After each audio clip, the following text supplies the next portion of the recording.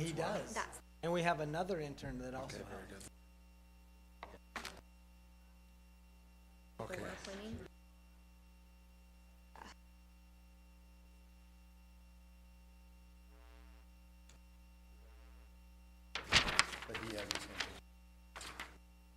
Good. 4 o'clock already? I think. Is it 4 o'clock? And since all of the candidates are coming down with COVID, and I'm going to be sitting by you, I thought I better bring the alcohol. Well, not to drink. Here's the deal. One candidate for COVID. One that's home got COVID. I don't know. That's because it's in Salt Lake.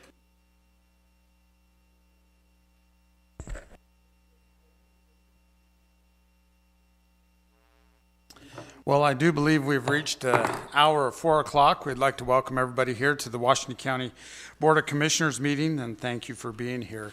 We appreciate you very much. We're honored today by having an invocation from Linda Van Wert from the Buddhist community and from our Interfaith Council. And I just have to tell you, Linda, before you give the invocation, how much we appreciate you being here and how much we appreciate the Interfaith Council. It's just a beautiful thing. After our invocation, our Pledge of Allegiance will be given by Don Oborn, retired U.S. Army veteran, American Legion Post 20, and thank you very much for your service. Pardon? 90? What did I say 20 for? We don't even have a 20. We have a 90 and a 100. So thank you so much for being here, and thank you for your service. Linda?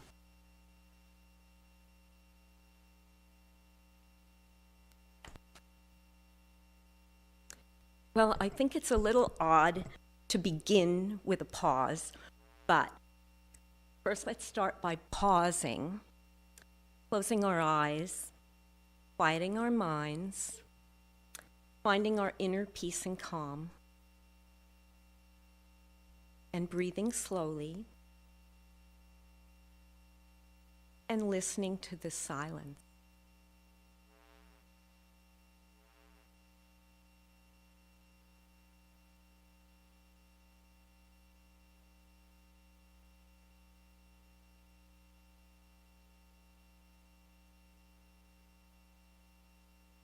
From this place and from this moment, as we begin, may we work with kindness and strength, reason and resolve.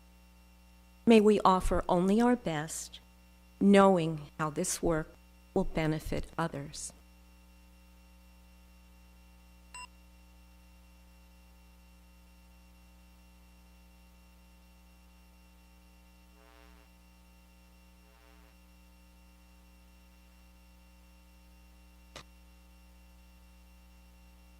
Don Oborn served during the Korean War, but I never got more than 15 miles away from Washington, D.C. Would you all, in reading the Pledge of Allegiance, stand, move your hats, put your hand over your heart, and repeat along with me. I pledge allegiance to the flag of the United States of America, republic it stands, one nation under God, indivisible, with liberty and justice for all. Thank you. Thank you both very much. Linda, I needed that. I've been driving back from Salt Lake just barely, and I was stressed that I was going to be here, so that moment of calm was just what I needed to start this meeting. So thank you, and thank you for your service, Don, very much. As we start our meeting, we start with the consent agenda. The consent agenda is a means of expediting the consideration of routine matters. If a commissioner requests that items be removed from the consent agenda, those items are placed at the beginning of the regular agenda. Other than requests to remove items, a motion to approve the items on the consent agenda is non-debatable. Mr. Chairman, I would make a motion to approve today's consent agenda consisting of item A, consideration of auditor approved claims for payment for June 3rd, 2020, through June 16th, 2020.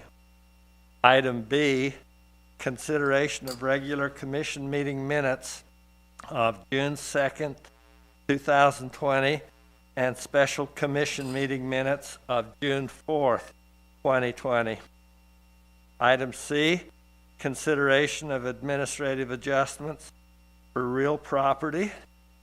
Item D, consideration of administrative adjustments for personal property.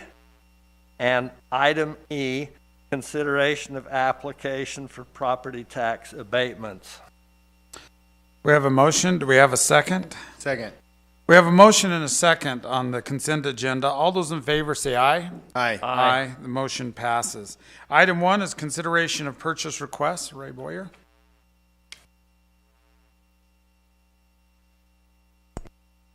Okay.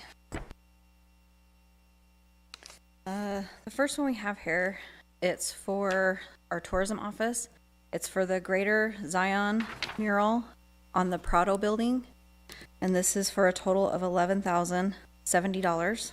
Where's the Prado building now? It's just down on Main Street, kind of by the roundabout. Oh, yes, yes. The mural's Okay. actually on that.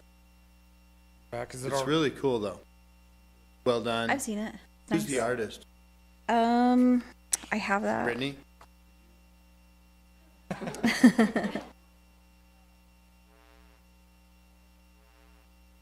It was awesome.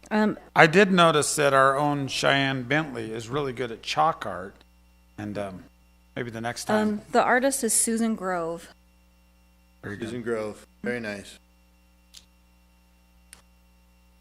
Sorry for distracting. No, on that. no worries. I had the info. Well, what used to be an ugly old alley now is quite quaint and fun, and I know people use that as access, and we'll see that mural. Depicts our county well. I've noticed that there's a lot of artwork going up on buildings up north. They're not having to pay for it. Yeah, yeah, Yeah. They're even supporting groups that, like that they feel passionate about. We just happen to be in another direction. Yeah, the Utah Capitol received quite a bit of art. Yeah. We should stop now.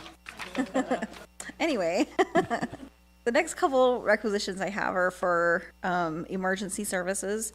These are both with the state bomb squad grant, so we will be reimbursed for the funds. The first one is for 8 F3 robots and 8 mini Vantage robots. And I do have the specs on those if you would like me to read them. But we are receiving a $28,500 discount on those. And that brings our total to $217,500. Did you want me to read those specs at all, or? On the I robots. think On the we ought robots, to yeah. have a demonstration. We really do. sometime. We need a Those demonstration on robots. these robots. Seriously.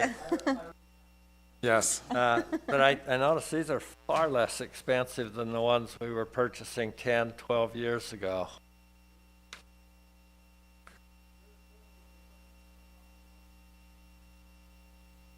Why don't you explain what a robot is? Because I'm afraid our television audience might be thinking of cyborgs or something. Help us with our robot dance moves. But no, these robots are a little bit different than what we've purchased in the past.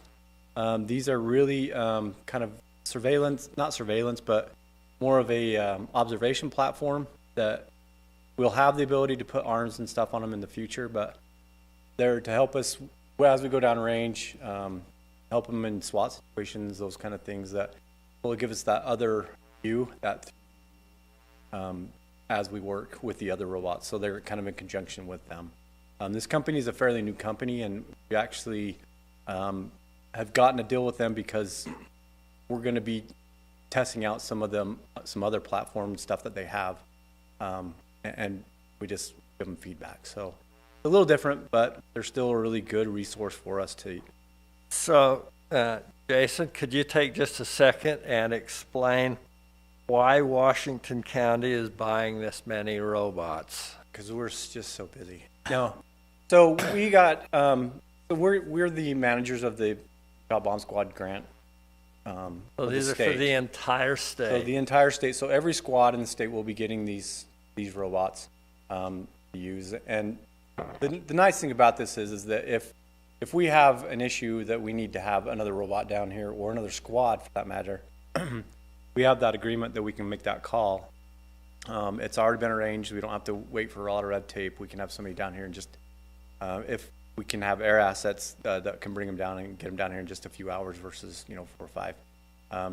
So if we all have that similar equipment, it makes us more robust as a bomb community throughout the state than just. So how many everybody's- bomb teams are there in the state? There's 8. There's 8. Okay, thank you. And these are for the 5-county area primarily, For right? the Yeah, so entire Or the state. entire state? The entire state, our region is the 5-county area. Well, it's actually 6, but yeah, that's our region that we cover for the Washington County bombs. And we will be reimbursed for them, so we're not buying them for the entire state. Right. Fantastic. Well, I hope you never have to use them, but, Too late, we've already used them a bunch, so. well. Our other Yeah. robots, not the new ones yet. Exactly. Thank you, Jason. Hey, thank you, Jason. Appreciate you.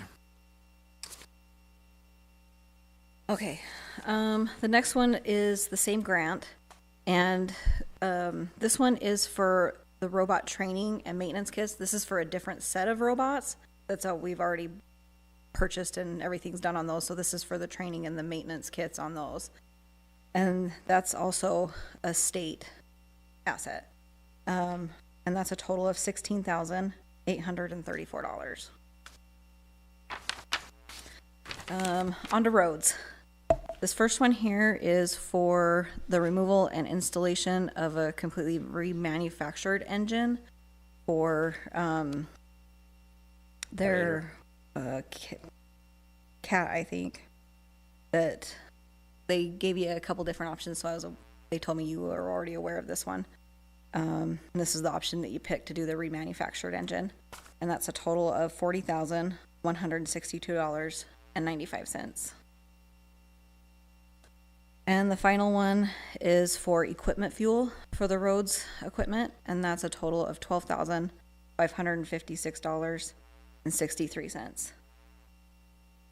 And it kind of came about, just a little side note, when we do these equipment fuels, these are bid out every single time, so we get a different vendor most times to get the best price possible. We kind of thought that might be something that the public would like to know. This is $1.19 a gallon, and that's a pretty reasonable price. We got some earlier this year for 86 cents a gallon, I believe, which is an amazing price for a road department to be able to buy diesel for the equipment. There's no road tax on that, but Yeah, they do Anyway. put it out to bid every single time. thank you for your work on that and making sure that these things are bid out properly and according to state statute and county ordinance. We appreciate it, Ray. I would love to take the credit for that one, but that was the road superintendent, Dean. Did that one. They do a good job over there. Appreciate that. Anyway, and unless there's any questions on any of those, that's all I have. Ray, thank you, and I Thank make you. a motion to the effect that we approve the purchase requests as read into the minutes. And I'll second. We have a motion and a second to approve the purchase request. All in favor, say aye. Aye. Aye. The motion passes. Thank you very much. Item 2 is consideration of the 2020 certified tax rate for Washington County. Our own Kim Hafen. I was going to put some illustrious I need to knock that description in front of that name, but I You thought better of it. I thought better of it. off. There's nothing illustrious that applies to me, Commissioner. Before we talk about certified tax rates, I just wanted to, at our last commission meeting, we discussed the tax sale. And there was a property in there where one of the buyers didn't perform, and we were trying to contact the second in line. They have not returned phone calls, so that time I think we approved the idea would put that back in the tax sale, and that's where it's headed. So just for your information. Okay, so hopefully you've got a couple of sheets in your packets there. The first one is the certified tax rates for our 10 fund, general operations, our interest and sinking fund, and the library. And those are all being recommended to you as the certified tax rate and the money that they would generate. And essentially how tax rates work is we get the same amount of revenue this year as we got last year, plus whatever new growth applies. So those are a bit higher than last year, but only because new growth pushed them up just a bit. So that's that one. And the next one. Why don't you just, for the benefit of those who are zooming in and maybe can't see your sheet of paper, state what that rate is and how much budgeted revenue that will raise for the county next year, and give us an idea of where that places the county within the state. Okay, so I can tell you that on the general operations more than I can the other two, because every county doesn't have the other ones. But in our general fund, general operations, that tax rate is 0.000548, which will generate $10,872,297, and that is the single biggest revenue source in our general fund. It's followed pretty closely by the quarter-cent option sales tax, but this still remains the single largest revenue source in our 10 fund. The interest and sinking fund, that's the debt obligation on our GO bonds. We actually pay one of those bonds out of our fund balance, a small one, and this covers the second one, which is like the DMV buildings. And that raises $1,346,725. And the last one there is the library. It has its own revenue source for property tax. That rate is 0.000189, and it raises $3,749,752. And the library probably is that and the tourism office, they rely more on property tax revenue to function than some of other departments do. So that's by far their single biggest revenue source. So, okay, the next one is a separate sheet that is the county assessing and collecting levy, and that is a levy that goes to pay for things assessing and collecting. For instance, the assessor's office, the treasurer's office, much of the recorder's office, all the things that are involved with assessing property, setting the values, and then collecting the tax revenue on that. A number of years ago, that used to be, we'd collect that money, we'd bill the taxing entities to pay for our services, and at some point, it was decided to do a mill levy, a tax levy, so we wouldn't have to bill that. So that's what this is for. Now, last year, you may remember that I recommended to you that we did a proposed tax rate that would be somewhat less than the certified tax rate by $250,000, because this tax rate was generating more than sufficient revenue for those departments to function. And so this year, I am recommending to you the same thing, that we would take a tax rate of 0.000349 instead of a tax rate of 0.000361, which would again reduce the amount of revenue that we would receive from the local assessing and collecting by $250,000. I've talked with both the treasurer and the assessor. They're in agreement that this would be, they think, a good idea. And I think that any time that we can prudently return tax funds to our taxpayers is a good idea. I think we need to be cautious about that, because it's a bit difficult to get that money back. Truth in taxation is not a pleasant process to go through, but I think that we're more than covered in this fund, and we should return some of that to the taxpayer. But of course, that's your decision and just a recommendation from me. I appreciated being copied on the emails to the clerk, to the assessor and the treasurer, and being able to read their responses. So, commissioners, although I always have some hesitancy in lowering taxes because you never know what's coming up, the fund is healthy. I believe we're collecting enough, and this is the right thing to do, to give this money back. I just add one thing there. The money that we would collect this year, even with the $250 out, would be more than with more than last year because of the new growth that's in there. So it's more than last year, but not as much as it would be with the certified rate. But it still would be a lowering of taxes for any individual. Yeah, it won't. It's not a lot of money. I mean, if it was all going to come out of my taxes at $250,000, that'd be kind of a significant reduction. But when you spread that across, 80,000, almost 90,000 parcels, it's not a lot of money. But I think that the spirit's going in the right direction, and I think whenever we have the opportunity to lower the tax burden, we should do that prudently. But that's a few dollars. Yeah. Well, I think you're right there, Kim, is that taxes have started to become kind of the straw that breaks the camel's back, right? Because everybody's adding a little here, a little there. And it's important that we exercise discipline as government. And whenever we have an opportunity to kind of pull back, our tax rate and give a little bit back to our citizens. So I think it shows what our philosophy is on taxation. How we really want to keep the cost and impact of government at the very minimum. So I appreciate you bringing this up and constantly looking at these tax rates.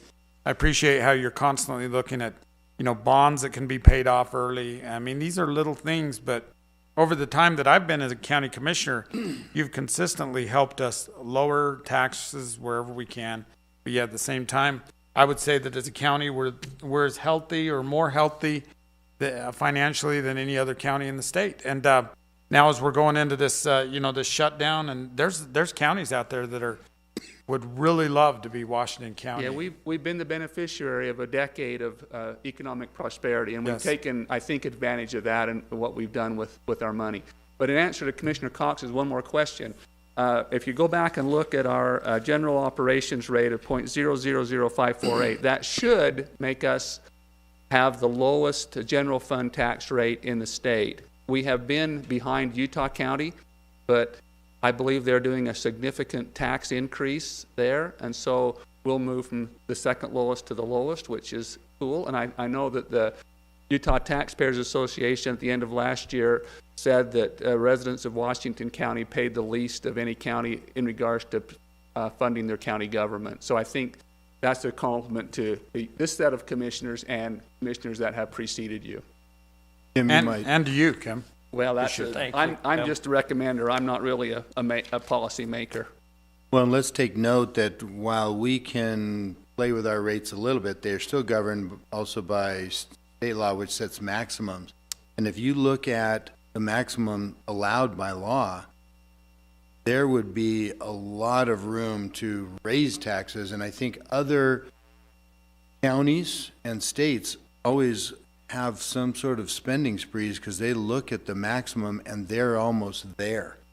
Whereas you've been shying away from the maximum by a tremendous amount. Like you look at library alone, the rate that's, by the way, unchanged, as you stated, 0.000189. For those listening or here, it could be 0.001. And that's quite a jump if you went to the maximum. And our rates continue to fall. They generate the same amount of revenue because our values are going up and the rates are kind of coming down. But our values are again up significantly, but our rates are going down like they should. Yep. Well, I can make a motion to the effect that we accept the certified tax rates for Washington County for 2020, as explained by our clerk auditor, Kim Mayfield. I'll second the motion. I have a motion and a second to accept the certified tax rates. All those in favor say aye. Aye. Thank you, Commissioner. Thank you. Motion passes. Thank you very much. Emergency services. Our great undersheriff, James Stanley. Thank you. So I'd like to spend just a minute talking about some of the trends that I've noticed here in search and rescue events that we have, particularly in this county. I think largely because we have been relatively open for business here in Washington County, we've had people who want to come here from elsewhere. And consequently, we've had kind of a spree on search and rescue events as of late. And some of this will be validated here in this report. So I'll kind of stick to some of the numbers and the dates in particular so that we can kind of ferret out what's going on here. On 5/19, we actually had 2 search and rescue events, which is not that unusual. That happens on occasion. One was an injured hiker in Red Cliffs, and one was at Snow Canyon State Park. That was a fall. The Snow Canyon event the fall was quite interesting because this is one of the first times we've ever dealt with somebody who needed to be rescued, but was fighting us the entire time. So that took a lot of man hours to get that person appropriately strapped into a gurney and hauled off the side of a mountain, kicking and screaming, essentially. We don't think they were actually in their right mind, but nevertheless, that was kind of a unique experience. Were they having a mental health episode? Or? No, it looks like it was probably drug-induced. That's our likely guess at this point. So anyway, one of the things that happens when you come to another county and want to play in their beautiful terrain. On 521, we had a ill hiker on Anasazi Trail. And then this is the unique part. On 524, we actually had 5 search and rescue events happening at once in the day. This is a new record for Washington County. And I don't look to break records here in Washington County when I talk about search and rescue events. But it happened to be on a Sunday, and it happened to be amidst the COVID epidemic kind of lockdown. So I think this is one of the reasons why we had this particular event when we did. And by the way, we have one search and rescue guy and multiple volunteers for search and rescue. We cannot handle 5 events at once. It is an absolute catastrophe, and it's all hands on deck when that kind of thing happens. Luckily, this has never happened before. I'm hoping it doesn't happen again, at least anytime soon. But it was kind of a unique experience. How did you handle 5 at once? What was your leadership structure? So we had, luckily they were spaced out through the day somewhat.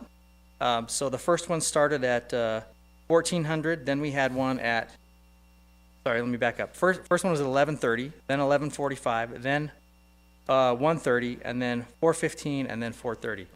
So luckily, by the time the first one was done, we were able to get to the third one. So we had a couple people working in unison to kind of handle each one. Some were lieutenants, some were the search and rescue sergeant, and a lot of the volunteers and staff. So we just kind of took it as best we could, and everybody took a piece of what they could handle and dealt with it.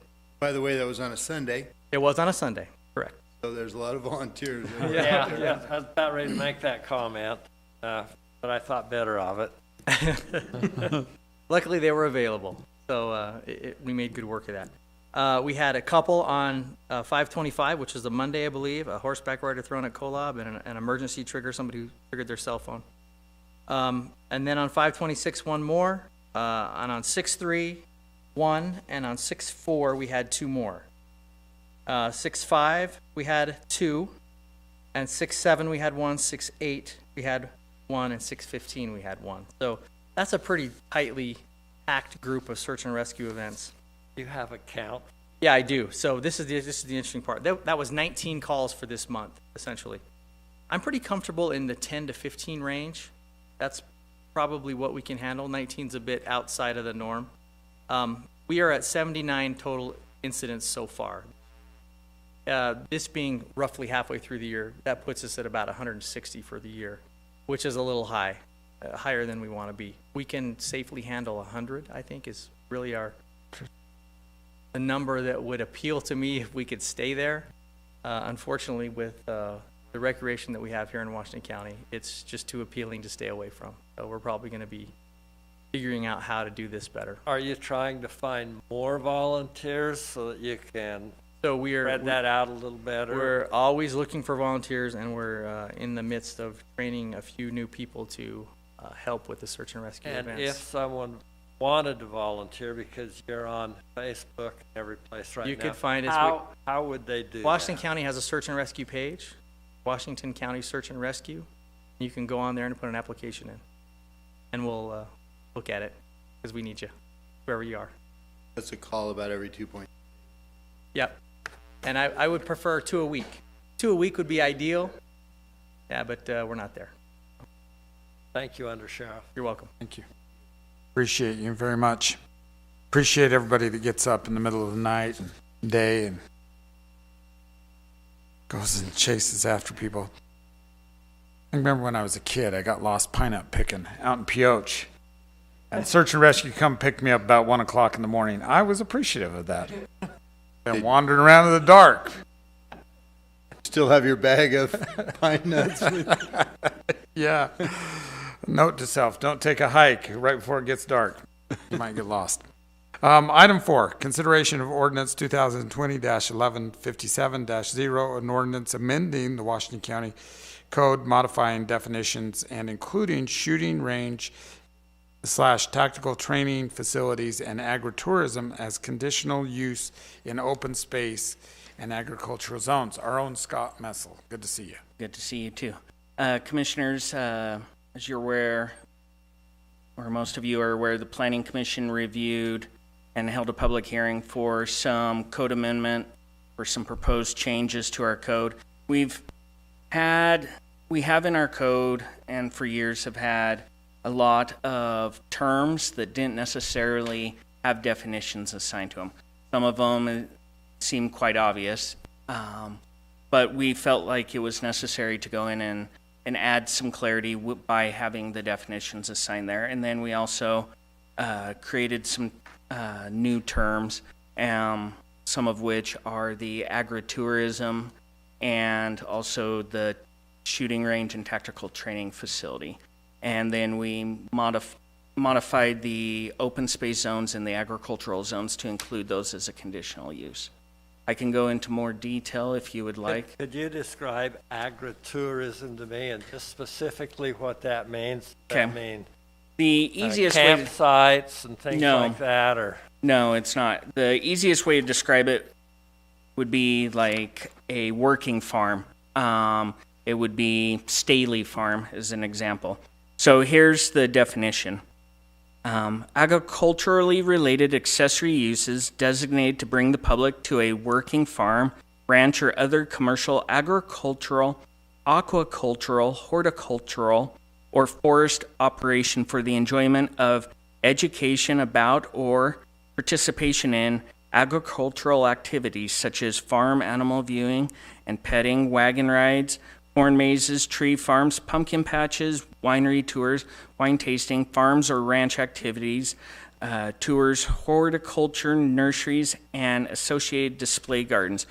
Provide recreational, entertainment, and educational experiences, classes, or workshops, or similar uses.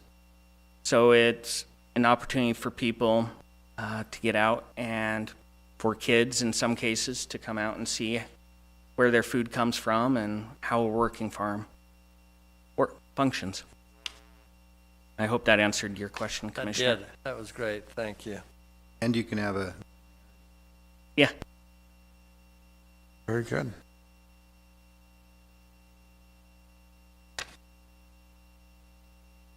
Any other questions for Scott on this? If not, I attended the meeting along with Commissioner Almquist. But I would make a motion to approve ordinance number 2020-1157-0, an ordinance amending the Washington County Code modifying definitions and including shooting ranges, tactical training facilities, and agritourism as conditional uses in open space and agricultural zones. second. We have a motion and a second. All those in favor say aye. Aye. Aye. The motion passes. Thank you very Thank you. much. A lot of work. Item 5 is a consideration of resolution R-2020-2615, a resolution appointing a member to the Washington County Library Board. Joel Tucker, good to see you. Good to see you too. We had Dan McGuire come up for renewal on the library board. We looked at the Utah State Code, and it says that it allows a library board member to serve for two full terms, and Dan McGuire has served for one in a few months. He replaced Luis Excel on the board. Okay, So very good. because it wasn't two full terms, we talked to Dan, talked to other board members, and Dan McGuire is a really good member of the board, speaks his mind and helps keep us on track. And I would love to have him remain on the board, and he's willing to serve another term. Excellent. Well, we appreciate anyone who's willing to serve and people that serve in boards on the county. We're very blessed with quality people that serve those boards. So I serve on the library board and have known Mayor McGuire, a former mayor of Rockville, for a long, many years, and he has been super on the library board. So I'd make a motion in support of resolution R 2020-2615, a resolution appointing a member to the Washington County Library Board, and that would be Dan McGuire, with a term to expire on June 30th, 2024. Very good. We have a motion. Do we have a Second. second? We have a motion and a second to appoint Dan McGuire to the Washington County Library Board. All those in favor say aye. Aye. Aye. The motion passes. Thank you very much. Item 6 is consideration of resolution R-2020-2616, a resolution appointing a member to the Angel Springs Special Service District. Commissioner Cox? We had a resignation on the Angel Springs Special Service District, which supplies water to the unincorporated area of a bunch of Leeds. This resignation left a vacancy. We advertised it, had an application. It has been recommended that Karen Blankenship be appointed to Angel Springs Special Service District Administrative Control Board. I would make that motion. Second. Very good. We have a motion and a second to appoint Karen Blankenship to the Angel Springs Special Service District. All those in favor say aye. Aye. Aye. It does seem that we've appointed quite a few members to this board, so it's good to see that we can keep them full. We're going to run out of people over there at Angel Springs 3. Okay, very good. I'll quit my editorial comments and move on. Item 7 is consideration of Resolution R-2020-2617, a resolution appointing a member to the Dameron Valley Fire Special Service District Administrative Control Board. Commissioner Almquist. Well, as we have discussed before, Dameron Valley Fire went through some adjustments and some board changes, and we've been appreciative of those who've stepped forward to take up the task of providing that service. And in this particular case, another vacancy is filled by Christina Dubois, which we would like to propose for her term expiring December 31st, 2023. And I will second that motion. Christina Dubois is extremely well qualified and highly recommended. She's been a paramedic, and her husband was the chief of Phoenix City Fire Department for a long time. So I think she understands exactly what she's getting into and did a great job. I second the motion. Very good. We have a motion and a second to appoint Christina Dubois to the Dameron Valley Fire Special Service District Control Board. All those in favor say aye. Aye. Aye. The motion passes. Item 8, consideration of Resolution R-2020-2618, a resolution approving grant applications for tourism and marketing. Sarah, it is good to see you. Good to see you guys as well. Thank you for having us. The Tourism Board is looking for the allocation of $275,000 of our normal tourism dollars to be allocated and designated toward or eligible for matching funds from the Utah Office of Tourism. Part of the Utah Office of Tourism puts forth the opportunity to apply for matching funds up to $275,000 annually, and it allows us to essentially double our marketing dollars. Your approval will allow us to apply for those funds, and we have several projects kind of lined up, the majority of which is probably a $240,000 allocation to go to general tourism marketing that will help rebound us from COVID situations, marketing to drive markets to start out with and flexible enough to go into airport destinations as they open up as well. There's also some international marketing buy-ins, as well as meetings and conventions with the hope of getting some of those back as well. So that's the basics. Any further questions I can answer? Oh, it's it's interesting. We are entering a new time right. as far as tourism. I think that'll be tourism and convention will be probably the one that we're still uncertain about. But it does seem that we have quite a few visitors. So yes. I just hope that they're staying and spending money. Maybe we should put some sort of sign there. Welcome. Hope you brought your checkbook or right. credit card because we need you to spend money. Check in here, leave your card here. Yeah. Yes. Only buy groceries here. You right. can't bring your groceries in your camper. So we're working on some of that messaging as well, trying to, we're hearing, that more weekends are being filled lately. Yeah. So some of that messaging will be targeted to kind of fill in the weekdays and some of the shoulder season as well. Very good. Very good. Any other comments or questions on? No, I just think this is great whenever we have an opportunity to leverage our funds with matching funds from the state, and I know that we've got great projects in the pipeline. I do serve on that state tourism board, and I know that they're committed to helping us rebound. It's interesting the work and effort being thoughtfully placed into this effort. I mean, it's a big deal trying to figure out how we get people to overcome their fears and safely re-engage with their travel plans, and we want to be one of the destinations. Very good. I'll take that as a motion. And I'll second that. We have a motion and a second to approve the resolution approving grant applications for tourism and marketing. All those in favor say aye. Aye. Aye. Motion passes. Thank you, Sarah, for your good work. Thank you, Sarah. Item 9 is consideration of resolution R-2020-2619, a resolution approving a lease agreement between the Bureau of Indian Affairs and Washington County for office space in the Office Plaza building. Nicole Felshaw, Thank you, our county Commissioners. administrator, So, and esteemed county administrator. thank you. The Bureau of Indian Affairs has been leasing a part of the space in the Office Plaza building that the county owns, and their plan, their lease expired it expires the end of June of this year, and their plan was to move, I believe, to the federal building. But with COVID and different things like that, they've now contacted us and asked if we could extend their lease. They've had some situations come up where they're not quite ready to move in. They wanted to extend it for 3 months. I thought that would be fantastic for us to still be good partners with them as long as they'd like. And so my recommendation is that we extend the lease that we currently have with them through the end of September of this year. Very good. I'll make that motion on resolution 2020-2619 to extend that lease between the Bureau of Indian Affairs and Washington County for 3 months. We have a motion I'll second. and a second. All those in favor say aye. Aye. Aye. The motion passes.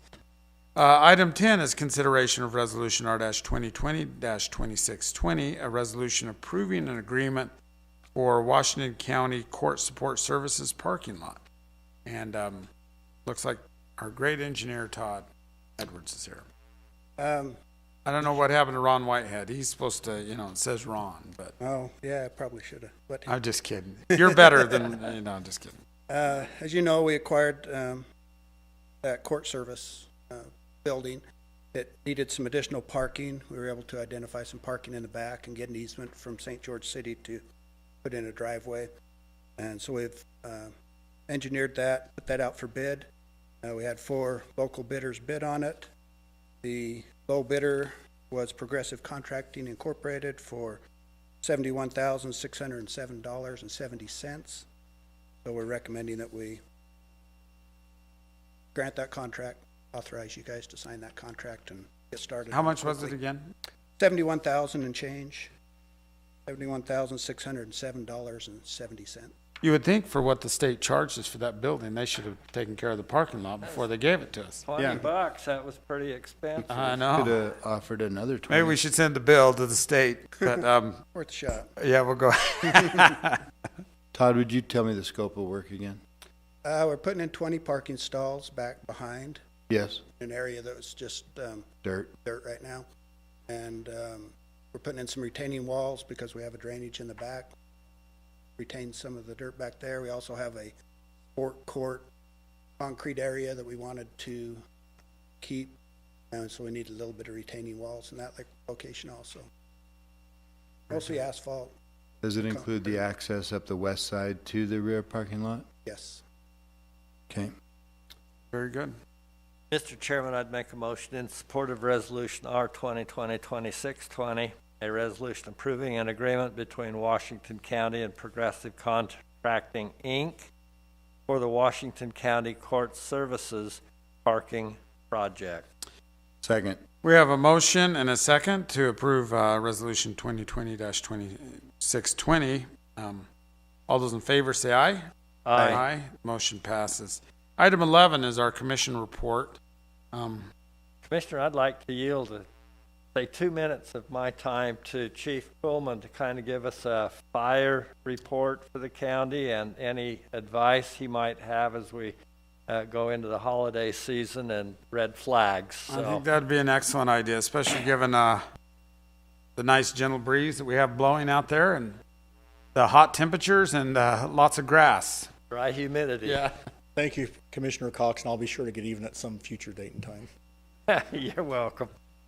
Conditions continue to be very brittle. Our fire call volume countywide continues to grow. As we're coming into the holiday season, we are somewhat apprehensive and nervous, I believe, countywide. Last week had a small little fire over on the east side of the county that was visible from Iron County to almost Mesquite. Dispatch center received multiple calls as an individual decided to grind on a trailer, got some grass on fire, and burned up more than 70 vehicles in the process. So just little sparks are creating large fires. As the holiday season comes in, as always, we recommend people leave the fireworks to the professionals. They will. I had a meeting just today of how we can do that a little bit more safe of a fallout zone and do it protecting our public as well as our rare assets that we have in the county. Encourage people, if they really think they need to launch fireworks, make sure that they know what the restrictions are for their municipality. Make sure that they have a water source nearby in that area that is approved for fireworks, and that they're ready to respond and protect life and property. It's not taking a lot to go on. I enjoyed the emergency services report, so I pull up on ours. Well, they did their 19 rescues. We did 519 in that same time frame. So we are very busy countywide. That's just Hurricane Valley on 519 incidents since May 1st. Countywide, we're still responding on multiple fires, brush fires. It's nice to report that as of actually early this morning, we think we had our first non-human caused wildfire. So look at that. Where was that? You're busy. That was in Tokerville. I believe it was we're leaning towards a power line or a spark from a loose guy wire, ground wire coming down. So the number of fires we reported last time, I think we had 33 brush fires in May. All of those are human caused so far this month. All have been human caused, potentially one. Do you know what caused the one over in Tokerville, Anderson Junction area? Was that? We do. Was that off the road? Was that a cigarette? I believe it started at the roadway. Yeah, our federal partners attribute it to a dragging chain. A dragging chain. Interesting. So anyway, we just ask people be safe, be cautious. Those resources are. What started the one up above Leverkin? I'd rather not say in a public meeting. It's still under investigation. Oh, okay. Yeah, that was kind of interesting. Yes, it was. Well, that was a lot of smoke on that junkyard fire, or whatever you call it, bonfire. Commissioner Almquist called me up, and he had been in Beaver. I believe he was up near Cedar City. Yeah. And I could see it. was putting up so much smoke, he thought it was further up the freeway, and I could see it, and I thought it was closer and in the Washington fields. Yeah, we had several calls to the dispatch center ranging from Iron County through Santa Clara Ivins area, and it's very widespread, very visible, unfortunately. It just goes to show how a simple, innocent act can lead to great loss. Well, the Smith Mesa fire of 10 years ago, same thing, welding on a gate. Yes. One spark. And burned up a lot of other people's. It's going quickly. I mean, it doesn't take long for those fires to build. Our ladder fuels are heavy. They're very dry. Our 100 and 1,000-hour fuels are very dry. A tree may look green, but there's not a lot of water in those trees. So it doesn't take a lot for the ladder fuels to go to our heavier fuels and turn into a large fire. Will you carry our thanks to your firefighters and to all county volunteers and firefighters, as well as in our municipalities? We appreciate them, and thank you for what you're doing. Thank you, Commissioner. Very good. Well, thank you. Anything else? I'd just like to report two things. Yes. The conclusion of the state high school rodeo championships was on Saturday, and I can applaud all those who participated to not only get them here, but that they abided by the rules that we had set. I observed not only the use of sanitizer nearly everywhere, except for on the bull riding. I didn't see. That was an interesting thing to watch. Never quite so dramatic. And it's interesting to watch these 15, 16, 17-year-olds ride a bull for even 1 second is too long for it. One rider stayed on for 9 seconds, and of course he's going to nationals, but 1 out of 10 that could stay on the bull. Having said that, everyone else spaced well in the stands, and I watched the cleaning crew, which was a private organization that was hired. I happened to walk by the restrooms from the arena to the Grafton building, and they were there, and I asked them, I said, how often are you doing this? And they said, oh, just about every 10 minutes. They were on it, and I appreciated that. Everyone loved the concluding ceremony. It was awesome. They loved being able to come down here, even those from Wasatch County where it's typically held, but were not able to do so, saw the big picture that it was really about the youth and all the hard work they put in. And I put on a Facebook post, I never felt more red, white, and blue from watching all of them and what they stood for in America. Many of them had bandanas of the American flag. Many of them had, saddles and boots and all sorts of things that were extremely patriotic. The personal stories, though, of those that get up early and train and then go to school, then come home, feed their animals, train some more. And, it just really was impressive that all of Utah, even parts of Wyoming and Nevada, could come together in Washington County and hold this event for the youth.